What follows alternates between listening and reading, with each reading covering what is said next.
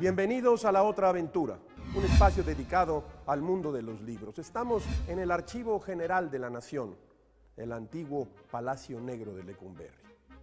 Primo Levi, el gran escritor italiano, dijo que en los países y épocas en las cuales la comunicación se ve impedida, pronto todas las libertades se marchitan. La discusión muere por inanición, las opiniones impuestas triunfan, la intolerancia se inclina hacia la censura y la censura promueve la ignorancia de los argumentos de los demás y por lo tanto conduce a la intolerancia misma. Un círculo vicioso, rígido, que es difícil de romper. Y no solo eso, agregaría yo, la intolerancia puede convertirse rápidamente en franca persecución, acoso y peligro de muerte. Eso le ha ocurrido a no pocos escritores quienes han puesto su vida en riesgo por defender su libertad de expresión. Hoy hablaremos de algunos de esos escritores perseguidos, de cómo han librado la muerte mediante rigurosas medidas de seguridad y de quienes no han logrado escapar del verdugo. Les recuerdo que fue Adolfo Bioy Casares quien escribió que leer era la otra aventura y que la primera era, probablemente, la vida misma. Estamos pues en la otra aventura.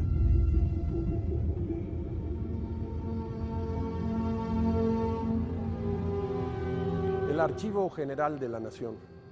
En estos pasillos, en algún tiempo, estuvieron las Bartolinas, en donde estaban los presos. Y siempre que estoy en esta zona, recuerdo a uno de los grandes escritores mexicanos perseguidos, José Revueltas. Me lo imagino caminar como una sombra justo por este lugar en el cual hoy estamos. Otro gran escritor perseguido, Salman Rushdie, autor de los versos satánicos. No se esperaba el duro recibimiento en la India, su país natal, aún antes de que el libro hubiera llegado a su país mismo. Rushdie tituló así su novela por un hecho de la historia islámica en la que Mahoma recibió una revelación y recitó la sura, es decir, el capítulo número 53 del Corán, que luego retiró alegando que el diablo se había disfrazado de arcángel y lo había engañado. Los versos que éste le había transmitido no eran divinos sino satánicos y por consiguiente debían eliminarse del Corán. Esto es lo que relataba Joseph Anton, el alias que usó Salman Rushdie durante la clandestinidad para proteger su integridad. El escándalo inició cuando, al recibir por primera vez las copias de galeras de su libro en su casa, le permitió a una amiga del India Times leer la novela y reseñarla. Así, antes de que el libro siquiera llegara a la India, un conservador islámico, sin leer la obra, sino solo la reseña, acusó a Rushdie de haber actuado con premeditación satánica. El libro no solo fue prohibido, sino que se le impidió al autor regresar a su tierra natal por los siguientes 12 años y medio. Pero, y a todo esto, ¿usted cree que habían leído la novela? ¿Sabían de qué se trataba? Lo más seguro es que no. La novela narra la historia de Gibré y Farisha, Saladín y Chamcha, dos actores de origen indio que terminan en las costas de Inglaterra luego de un accidente.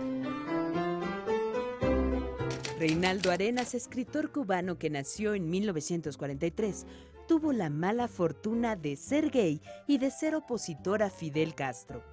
Aunque peleó abiertamente a favor de la Revolución cubana, una vez que ésta triunfó, fue excluido porque su carácter no empataba con el espíritu revolucionario. Entonces Reinaldo se convirtió en un crítico agudo del régimen, lo que le cerró cualquier posibilidad de desarrollo como escritor e intelectual durante varios años. Fue encarcelado y torturado de tal modo que acabó renegando de sí mismo. Esto provocó un profundo arrepentimiento que narró en su autobiografía Antes que anochezca, escrita entre 1974 y 1976.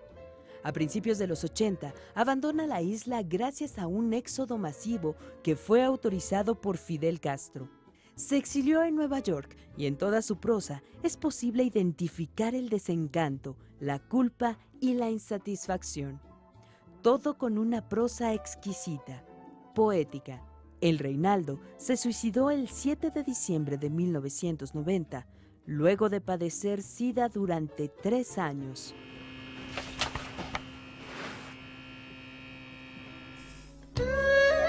Yiwu Liao, también conocido como Lao Wei, nació en una provincia agrícola china en 1958.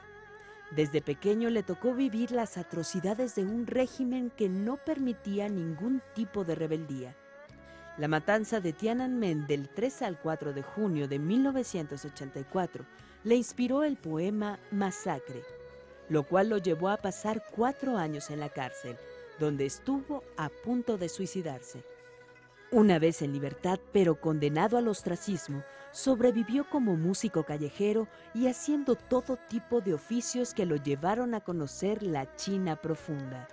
De hecho, en su libro Paseante de cadáveres, Yiwu retrata a todos estos personajes marginales, entre los que encontramos plañideros profesionales, espiritistas, traficantes de mujeres, caníbales, saqueadores de tumbas, condenados a muerte, niños mendigos, limpiadores de baños públicos, transportistas nocturnos clandestinos de cadáveres.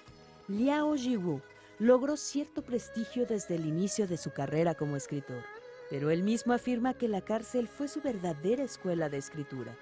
Entre rejas afinó su oído para el diálogo, sus dotes de observación, su desconfianza hacia la realidad oficial, su modo directo y sarcástico de dirigirse a sus entrevistados con una rara camaradería entre la piedad y el asco.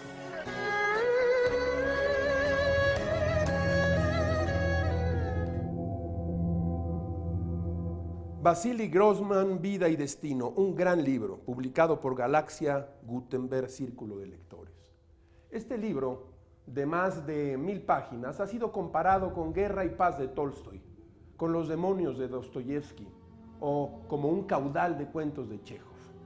Hay en las historias de Grossman el gran aliento épico y al mismo tiempo las historias menudas de la vida diaria, el heroísmo de quienes sobrevivieron al terror estalinista y a los campos de concentración soviéticos. Vida y Destino, una novela de la guerra y la destrucción, del amor, una saga familiar, una novela política. Grossman escribe en un capítulo clave de esta gran novela, el 33, en unos cuantos párrafos, toda una filosofía de la historia que mueve con sus piezas el destino de los hombres y las mujeres. Vasily Grossman, Vida y Destino. Circula en librerías Paisaje caprichoso de la literatura rusa, editada por el Fondo de Cultura Económica. Es una antología de relatos rusos compuesta por Selma Ansira, la gran traductora al español de la literatura rusa. Cuenta Ansira en el prólogo: me descubrí traductora hace ya más de 3 décadas cuando, fascinada por la fuerza magnética de María Tsvetáyeva, dejé de pertenecerme a mí misma y, sin saber nada aún del oficio, llevada por una necesidad inaplazable, me entregué de lleno a darle voz en mi lengua. Esta antología, con un prólogo de Juan Villoro, reúne textos que van del humor a la tragedia: Pushkin, Gogol, Chekhov, Bulgakov, Tsvetáyeva. Una gran antología. Al mismo tiempo, se ha publicado Alexander Solzhenitsyn, Pabellón del Cáncer, Premio Nobel de Literatura, en la editorial Tusquets, uno de los grandes libros de uno de los extraordinarios escritores perseguidos: el Gulag, los campos de concentración, la enfermedad y la muerte. Alexander Solzhenitsyn, Pabellón de Cáncer, Tusquets Editores.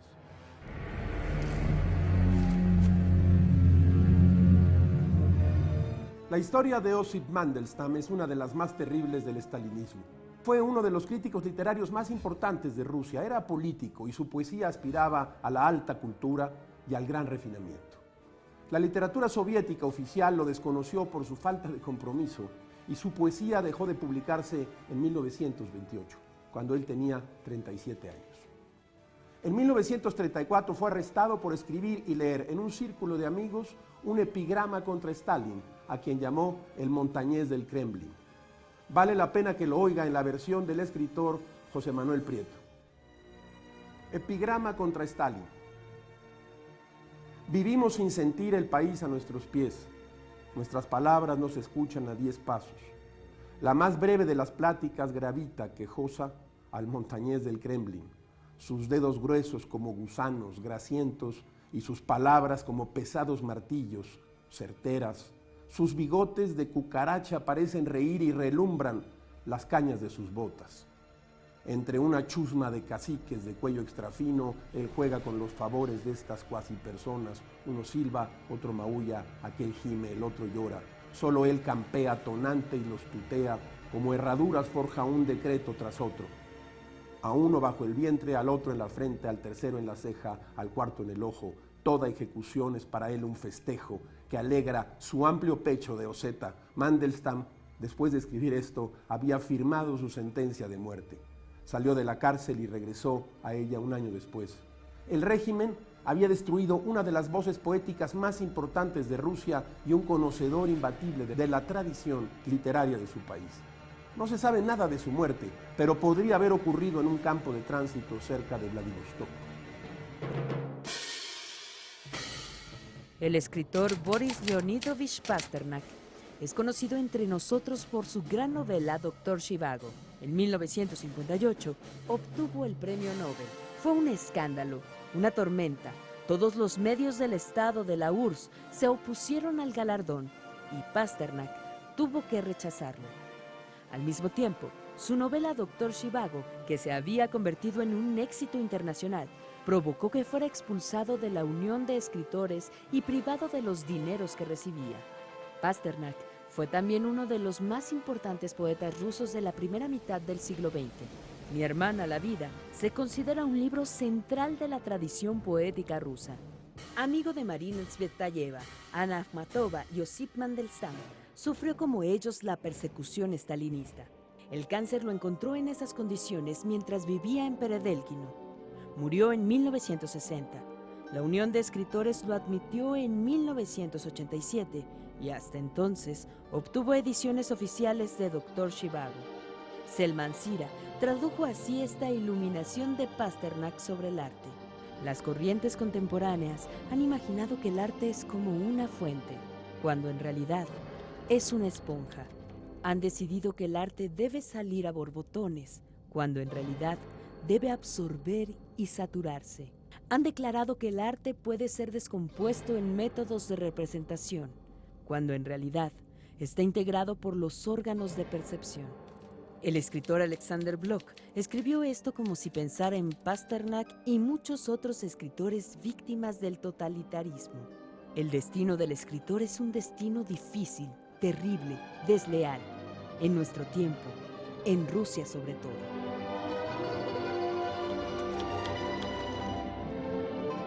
Como todas las semanas, el público encontrará en este espacio una ventana por la que pasan como ráfagas la felicidad y la desdicha de escribir, gajes del oficio, aforismos, frases, máximas. La patria del escritor es su lengua. Francisco Ayala. Hemos llegado al final de esta emisión y esta aventura. Soy Rafael Pérez Gay y los espero aquí la próxima semana. Abres una puerta y detrás de ella aparece un mundo. Eso es un libro.